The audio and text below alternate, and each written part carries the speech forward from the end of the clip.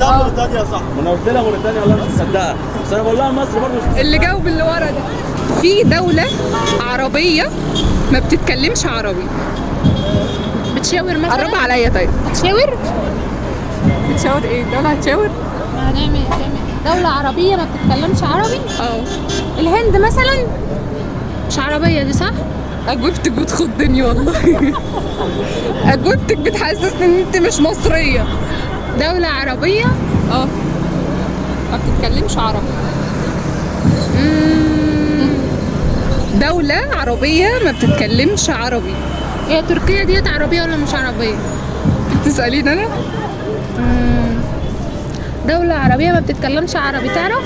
دولة عربية ما بتتكلمش عربي. ما بيتكلموش عربي ولا انجليزي ولا فرنساوي. مصر ان شاء الله يعني. دولة عربية. ايوه مصر دي اجنبيه مثلا. لا دولة عربية ما بتتكلمش عربي. احنا ما بيفهموش اصلا عربي ولا بيتكلموا حاجه. ايه يا جدعان؟ لا دولة عربية ما بتتكلمش عربي. مصر احنا احنا بنتكلم بالغريفي ولا ايه؟ طيب موريتانيا؟ ايه؟ موريتانيا. هو دخلت على جوجل ولا ايه؟ ها؟ موريتانيا ممكن. والله موريتانيا صح. ما انا قلت لها موريتانيا والله مش مصدقها، بس انا بقول لها مصر برضه مش. اللي جاوب اللي ورا ده. اللي هناك ده يا جماعة. مثلا ولا ايه الدنيا؟ ايه؟ ما ان جاوبته صح. الدولة العربية اللي ما بتتكلمش عربي تتخيلوا ان هي موريتانيا؟ هستنى اجابتكم في الكومنتات. تمام.